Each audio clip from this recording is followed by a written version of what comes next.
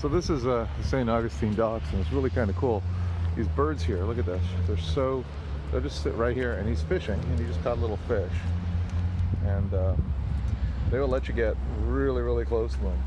And they're really, really so accustomed to people. And they just know we're not going to touch them or hurt them. And he's watching for little fish. Watch this.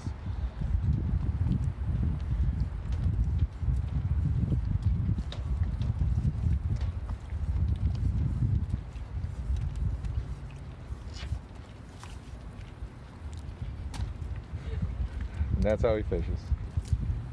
You can get one that time, bud? You didn't get one?